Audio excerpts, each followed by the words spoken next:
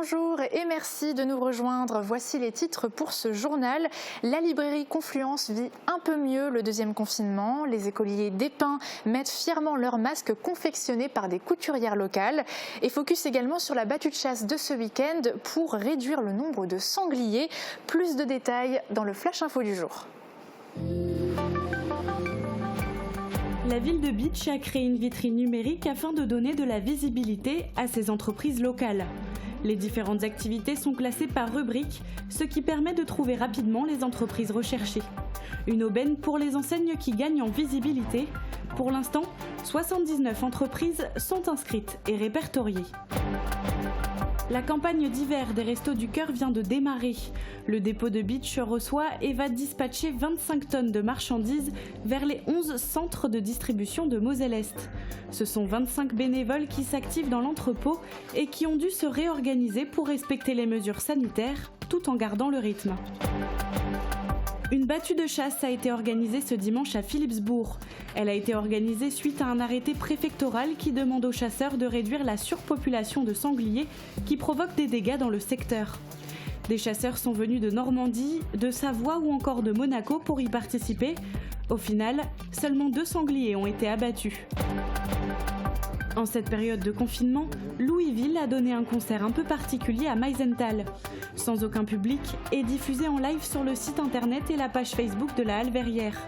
Ce concert a marqué la fin de sa résidence de 3 jours à Meisenthal pour travailler sur la sortie de son dernier album éponyme. L'association T2SB a besoin de 8 000 € pour les travaux de remise en état de l'ancienne halle de marchandises de la gare de Bitche. Elle a lancé une cagnotte en ligne avec laquelle elle a déjà récolté près de 300 €. T2SB veut sauvegarder ce patrimoine et le réutiliser pour y stocker ses 11 vélorails et y faire un atelier.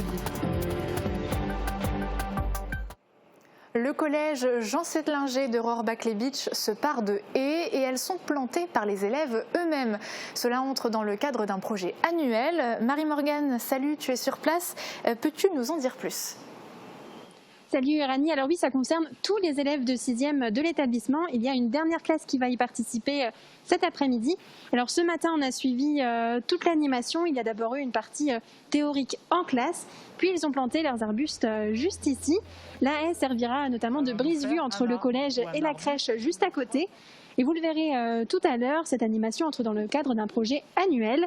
Les élèves et les professeurs sont accompagnés d'intervenants de la grange au paysage. Un projet qui est aussi possible grâce à une subvention du parc naturel régional des Vosges du Nord. Et l'établissement a aussi reçu des nichoirs et un hôtel à insectes qui lui seront aussi utiles dans ce projet des jeunes protecteurs de la biodiversité. Et on aura l'occasion bien sûr d'en reparler très largement dans ce journal. Mais avant, direction les Restos du Cœur. La campagne d'hiver vient de débuter. Demain, les différents centres de Moselle-Est vont pouvoir faire leur première distribution. Les produits leur sont livrés depuis un point précis dans le secteur. Il s'agit de l'entrepôt basé à Bitche. C'est un véritable point relais pour le transport des marchandises. Voici les images. Il n'y a pas d'heure pour les bénévoles des Restos du Cœur. La campagne de l'hiver vient tout juste de démarrer et dans l'entrepôt à Bitche, on s'active. Ici au dépôt, plus de 25 tonnes de marchandises vont être dispatchées dans les 11 centres de Moselle-Est jusqu'à Saint-Avold et même Sarrebourg. Ce sont des bénévoles ou des employés des différentes mairies qui viennent récupérer les denrées. Ce sont les camionnettes des communes qui viennent récupérer la marchandise et qui les emmènent à destination pour que tout soit sur les tables demain matin ou plus tard dans les différents centres. Les marchandises sortent par une porte et rentrent par une autre. Une véritable plaque tournante qui reçoit des produits de plusieurs origines. Une partie de la marchandise provient de la centrale d'achat des Restos du Cœur à Paris, une autre est fournie par l'Union européenne et le reste provient des dons. Il y a d'ailleurs un objectif à atteindre. C'est d'arriver à couvrir la moitié de nos besoins en dons. Et donc là, pour l'instant, on est à 51%, donc on a atteint notre objectif. Et il faut qu'on se maintienne comme ça, voire même améliorer, en allant récupérer de la marchandise dans les grandes entreprises de la région. Cette campagne se déroule en pleine crise sanitaire. Les 25 bénévoles qui travaillent ici ont dû se réorganiser pour pouvoir respecter les mesures en place et garder le rythme. on est obligé de travailler par petites équipes, par petits groupes qui viennent le jeudi, par exemple. Avant, on préparait tout le vendredi. On était une équipe 25 personnes qui venaient ici pour préparer. Et là, maintenant, on est 2 petites équipes de 10. Des bénévoles qui s'activent dans un dépôt bien équipé. Ils disposent de 2 chambres froides pour les produits frais et surgelés. Mais l'entrepôt est de petite taille, ce qui oblige à différer certaines livraisons de dons avant que la place ne se libère. Les camionnettes vont donc circuler toutes les semaines jusqu'à la fin de la campagne, aux alentours de mi-mars.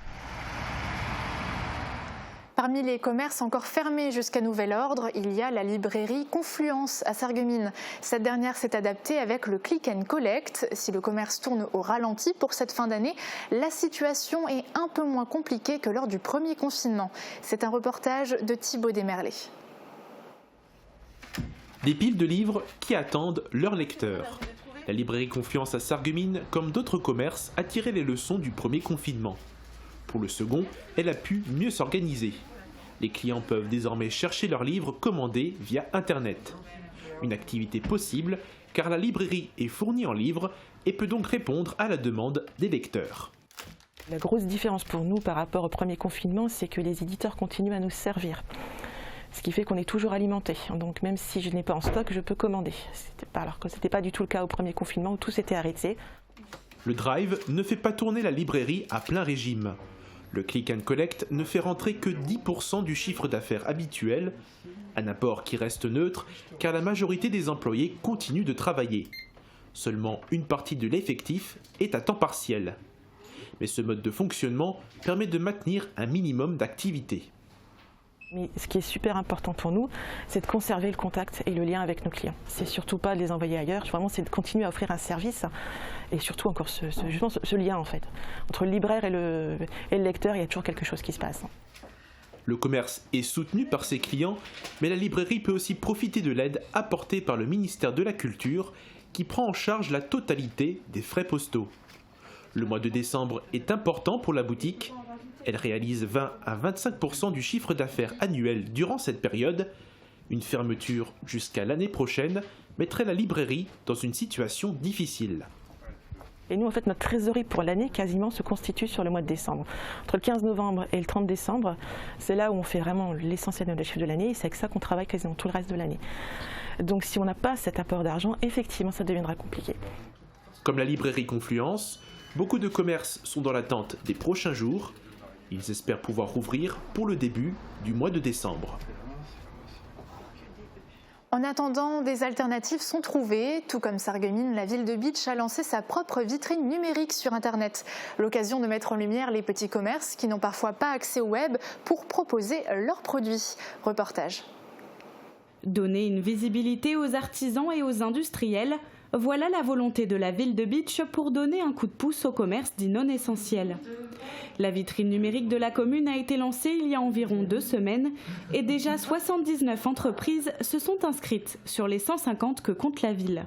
Nous avons voulu en cette période apporter notre soutien, un petit coup de pouce à nos commerçants artisans et industriels et faire le relais, l'interface avec la population pour leur donner un petit peu de visibilité en cette période qui est compliquée. Alors nous souhaitons bien évidemment pérenniser ce que nous avons mis en place et donc nous souhaitons permettre à la population de trouver facilement nos commerçants, nos artisans et nos industriels et leur permettre de trouver ce qu'ils font à l'instant T, donc en cette période un petit peu compliquée.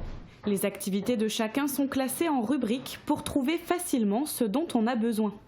Il propose également aux commerçants de mettre à jour leurs informations, comme les changements d'horaire, les mesures anti-Covid ou encore la possibilité de click and collect et de drive. Une aubaine pour certaines enseignes qui gagnent en visibilité. Si une mairie telle que Bitche a fait cette proposition et fait cette opération, il faut la suivre. Ça rajoute toujours une visibilité en plus. Nous, on a effectivement notre propre site internet, etc., où on fait les communications qu'il faut. Mais cette visibilité, elle est nécessaire. Et autant tout ce qui peut se faire en faveur des petits commerces qui sont vraiment à la dèche, il faut le dire, que ce soit les coiffeurs, les autres commerçants qui sont obligés de fermer. Moi, je trouve que c'est une très bonne initiative. Je trouve qu'elle est complète et par rapport aux clients, ils pourront se rendre plus facilement compte de tous les commerces qui existent encore à Bitche. contrairement à ce qu'on pense. Voilà. Le site est responsive, c'est-à-dire qu'il s'adapte à d'autres supports comme les smartphones ou les tablettes pour ceux qui n'ont pas d'ordinateur à la maison. Et pour les gens qui n'ont pas accès à Internet tout court, la ville envisage peut-être de créer un format papier. La vitrine numérique est disponible via le site internet de la ville ou au www.ville-beach.eu/vitrine numérique. On vous en avait parlé lundi dernier, des couturières étaient au travail à Épin, Urbach et Ormersvillers pour confectionner des masques pour les écoliers. Vendredi, les enfants ont pu enfin les découvrir et les porter fièrement. Regardez. C'est un rituel auquel les enfants se sont accommodés en quelques jours. Le port du masque dès le CP. Bonjour. Et comment ça se passe? Très bien. Oh là là, mais c'est parfait, vous êtes... 260 masques pour enfants, c'est ce qui a pu être distribué vendredi dans les écoles d'Ormersvillers et Épin. Les couturières ont si bien travaillé que chaque enfant s'est vu remettre 4 masques. Il aura fallu un peu plus de 2 semaines aux couturières du village pour réaliser ces masques qui ont fait leur effet. Comment tu le trouves ton masque? Trop bien. Super. Le plaisir des enfants en remerciement pour Daniel, Marie, Nicole, Charlotte, Liliane, Myriam et Véronique, ainsi que l'IME de Sarreguemines, et une photo souvenir en récompense de ce bel exemple de solidarité. On dit merci les couturières. Merci. Et tout comme la solidarité, la biodiversité est aussi mise à l'honneur dans les écoles. À Rohrbach, les élèves de 6e ont déjà planté près de 100 arbustes pour former une haie. Mais avant de mettre leurs mains dans la terre, ils ont suivi un cours théorique avec un intervenant de la Grange au paysage de Lorenzen. Reportage de Marie-Morgane Lorenz et David Orès. Où placer des haies dans le paysage? À quoi peuvent-elles servir? Ce sont les questions auxquelles ont répondu les élèves de cette classe de 6e du collège de Rohrbach-les-Bitches. En une matinée, ils vont en découvrir un peu plus sur l'aménagement paysager et les espèces d'arbres. C'est Daniel Baumgarten, animateur nature de la Grange au paysage, qui anime cet atelier avec Sandra Johan, professeure de SVT. Il y a déjà plusieurs animaux qui vivent dans ces haies, que c'est un écosystème, un habitat, et que les détruire serait moins favorable pour la nature. Enfin, il faudrait les garder et moins en détruire, parce que ça reprend le CO2 pour après en faire de l'oxygène. Cette matinée entre dans un projet annuel pluridisciplinaire qui concerne les 5 classes de 6e, jeunes protecteurs de la biodiversité. Ils vont découvrir le fonctionnement d'une roue à aubes avec leur professeur de physique-chimie, les dispositifs liés à la biodiversité comme les nichoirs avec leur professeur de technologie et participer à une course d'orientation avec leur professeur de PS. Cette haie va nous servir en SVT, surtout comme support pédagogique, puisqu'on va s'en servir durant toute l'année, par exemple pour montrer la chaîne alimentaire dans la haie, pour montrer la haie en hiver, pour montrer différents rôles de cette haie. Moi je trouve que c'est vraiment cool ce qu'on fait parce que ça nous apprend des choses sur le jardinage que certains n'apprennent peut-être pas chez eux, du coup c'est vraiment cool moi je trouve. Après la théorie, place à la pratique. Près de 125 arbustes d'espèces comestibles seront plantés à la fin de la journée, un par élève. Les enfants ont délimité l'espace de plantation par un petit piquet. Ensuite, ils vont creuser un trou d'une vingtaine de centimètres, la profondeur d'une bêche. Ils vont prendre leur arbre ou arbuste qu'ils vont praliner. C'est un savant mélange de terre, de bouse de vache et d'eau. Ceci fait, ils remettront l'arbre ou arbuste en terre et recouvriront la terre sur les racines. Ces haies accompagnent désormais le verger et la mare, déjà présents au sein de l'établissement. Et pour ce genre de projet, on fait donc appel à la Grange au paysage. Sébastien Mangin est éducateur naturaliste. Bonjour à vous. Bonjour. Alors ce matin, vous avez accompagné la classe de Rohrbach, mais vous allez à la rencontre d'autres établissements du secteur. Quelles sont vos différentes manières d'intervenir ? Alors, nos différentes façons d'intervenir, c'est des interventions en salle et surtout sur le terrain, donc en dehors de la salle, pour faire des sorties nature pures et dures. Ça, c'est le cœur de notre métier, c'est de sortir les enfants de l'école.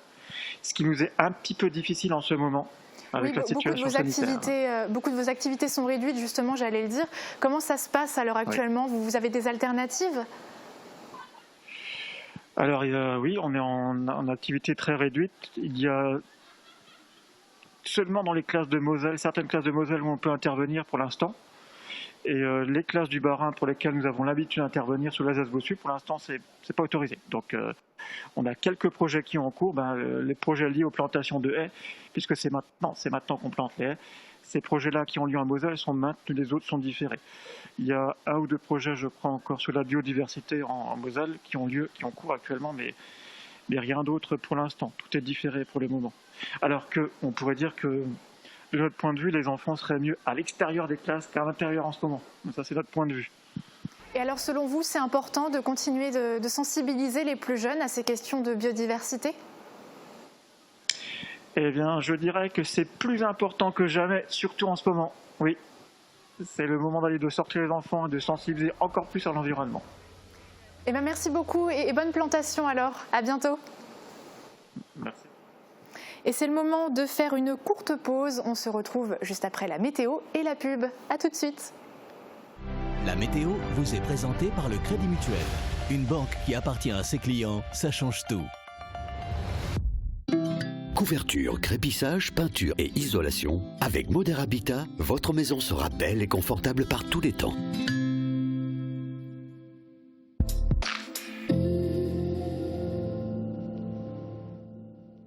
Bonjour tout le monde, vous avez été nombreux à nous écrire et à deviner dans quel village je me trouvais vendredi.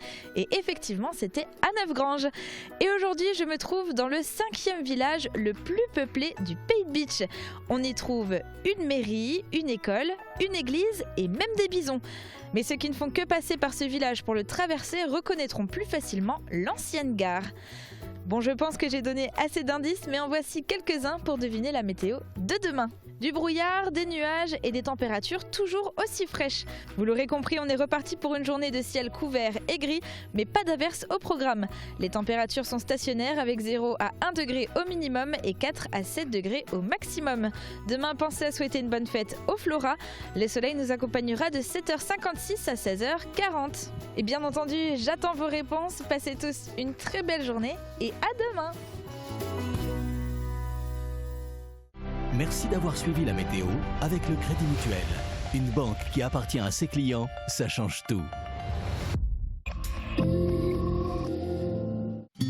Vous êtes seul, vous avez envie de partage, de confiance, de dialogue, d'être aimé. N'hésitez plus, faites le premier pas. Fanny Jameau vous accompagne. Elle saura vous écouter et vous aider à faire le deuxième pas, celui qui vous mettra en relation avec des personnes ciblées et qui vous correspondent. L'agence Avenir Complice vous accueille à Sarreguemines et à Metz. Près de chez vous, quelqu'un vous attend. Drive, Click and Collect ou livraison, vos commerçants de Sarreguemines se mobilisent. Soutenus par la ville de Sarreguemines, une centaine de commerçants s'adaptent pour que tous vos achats du quotidien et vos préparatifs de Noël se fassent en ligne. Commandez vos produits chez vous, bien au chaud, et venez ensuite les retirer ou vous les faire livrer. Retrouvez tous vos commerces préférés et la liste complète des participants sur le site de la ville de Sarreguemines, www.sarreguemines.fr. Ensemble, soyons solidaires et soutenons notre commerce local. L'hiver est à notre porte. Le changement de pneu est fortement conseillé. Spécialiste du pneu depuis plus de 40 ans, Speedy vous propose toutes ses gammes hiver au meilleur prix. L'équipe reste aussi à votre service pour l'entretien courant et toutes vos réparations. Pour une bonne sérénité, Speedy à Sarreguemines vous accueille 6 jours sur 7, avec ou sans rendez-vous. SM Distribution propose une large gamme de produits anti-Covid pour particuliers et professionnels. Équipez votre enfant avec nos masques adaptés dès l'âge de 6 ans et découvrez notre Puro Biocide et Virucide biodégradables qui désinfectent et cicatrisent et tuent le virus en 30 secondes. SM Distribution répond à tous vos besoins anti-Covid-19. Contre la Covid-19, mais aussi la grippe et les virus de l'hiver, il y a les gestes barrières. Lavons-nous les mains régulièrement. Toussons ou éternuons dans notre coude. Utilisons un mouchoir à usage unique. Respectons la distanciation physique. Portons un masque dès que c'est recommandé. Ensemble, continuons d'appliquer les gestes barrières. Un arrêté préfectoral est sorti concernant la chasse en Moselle, comme dans le Bas-Rhin. Il est demandé aux chasseurs de réduire le gibier pour limiter les dégâts agricoles. Alors cela concerne notamment le sanglier, mais les mesures sanitaires posent des difficultés pour y arriver. Dimanche, une battue a été organisée près de Philippsbourg. C'est un reportage de Thibaut Desmerlet. C'était une chasse particulière.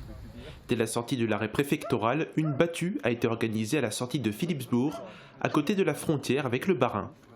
L'arrêté demande aux chasseurs de réduire la surpopulation de sangliers dans le secteur. Ce gibier provoque notamment des dégâts sur les terres agricoles et chez les particuliers. Actuellement, ce qu'on fait, ce n'est pas de la chasse, c'est de la destruction. On détruit le sanglier, et c'est juste, c'est normal.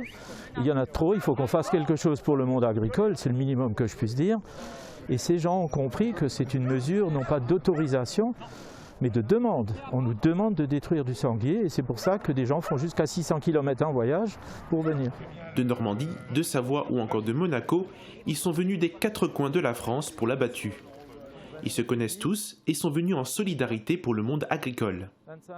Mais les mesures sanitaires limitent le nombre de participants. Pour Jean-Marie Decker, c'est un frein dans le prélèvement du sanglier. Nous n'arrivons pas à prélever comme on voudrait le faire, lié à les contraintes de l'arrêté préfectoral pour la Moselle, pas plus que 30 personnes, traqueurs compris. Par contre, on nous demande quand même d'arriver aux objectifs. C'est compliqué. Ce sont donc ici 5 traqueurs qui vont guider le gibier vers les 25 autres chasseurs portant le fusil. Mais la réduction du nombre de personnes n'est pas la seule contrainte imposée par les mesures. Ils ne peuvent plus appâter le gibier avec de la nourriture. Comment voulez-vous avoir une chance de rencontrer du gibier à des places où il n'y a plus d'intérêt pour lui, pour le gibier, à venir? Et pourtant le quota est là, il faut qu'à telle date ça soit fait. Le pourcentage XY doit être fait. Et ça c'est compliqué. Bref, le cœur n'y est pas. Mais on le fait quand même. Les chasseurs sont donc partis pour plus de 4 heures de traque dans la forêt. Plusieurs autres battues sont déjà organisées, notamment une le week-end du 5 décembre. Elle a été sauvée de justesse au début du mois de novembre. La halle de marchandises de Bitche est toujours debout, mais nécessite tout de même des travaux de rénovation. L'association T2SB compte bien la remettre en état et pour cela, elle a besoin de dons. Reportage de Morane Grandcola et Thibaut Desmerlet. 8 000 €, c'est le montant espéré par l'association T2SB pour rénover la vieille halle de marchandises de la gare de Bitche. Et pour y arriver, elle a lancé une cagnotte en ligne. Cette cagnotte a été lancée par l'association dans le but de récolter des fonds pour financer en fait les travaux de fermeture et de sécurisation. Alors cette halle est importante de la conserver pour la simple et bonne raison qu'en fait elle fait partie du patrimoine local et de Bitche et ferroviaire. Elle date de 1869, donc c'est déjà, elle fait partie de la gare d'origine. C'est le seul bâtiment qui reste.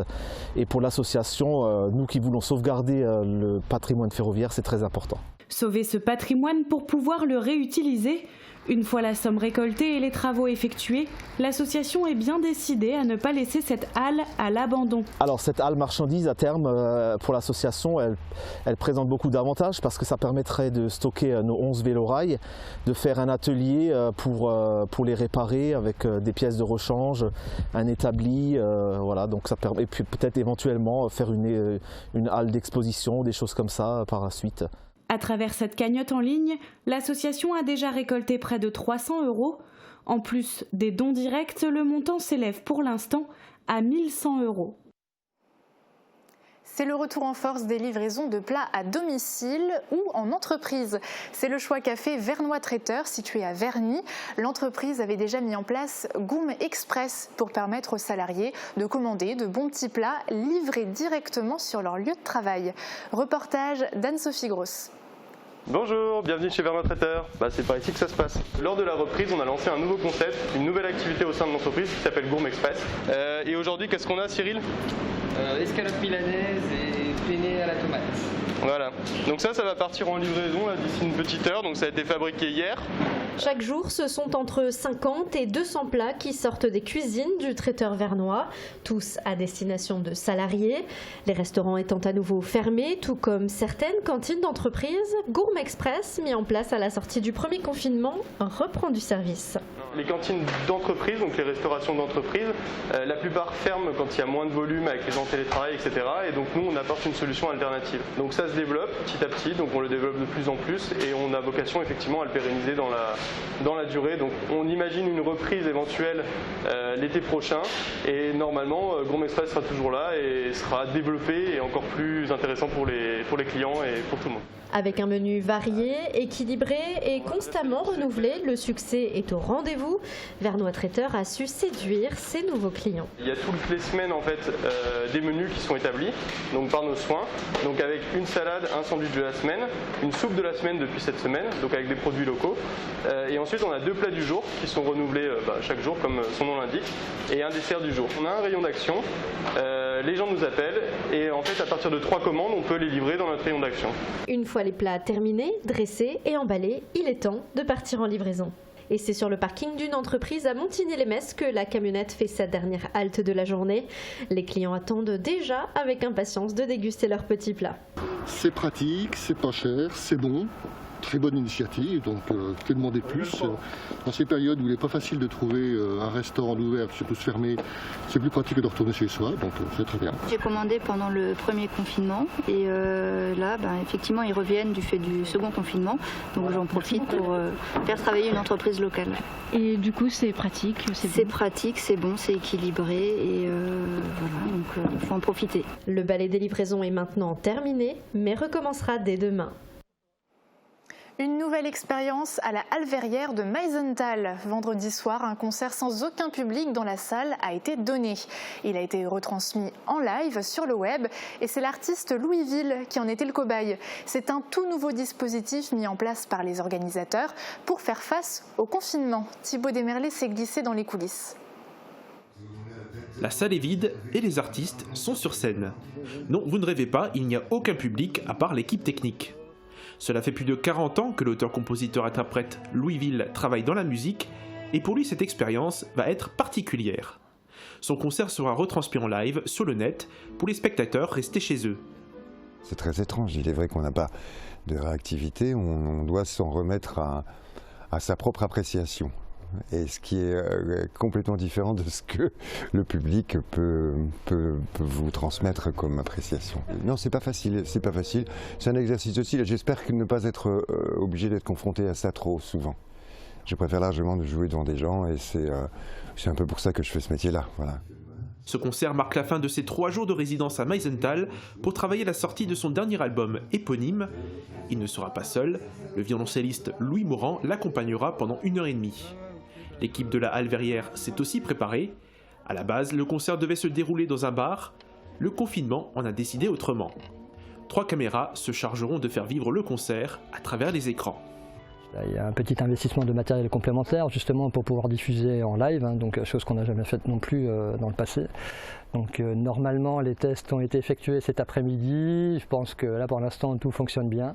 On va voir un peu comment ça va se dérouler après, mais en tout cas je veux dire on est assez confiant et je veux dire plutôt ravi de tenter une nouvelle expérience, quoi.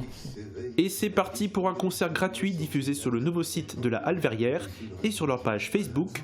Ce dispositif, les organisateurs le voient comme une alternative pendant cette période de crise sanitaire, mais ils espèrent que la programmation 2021 se fera avec un vrai public.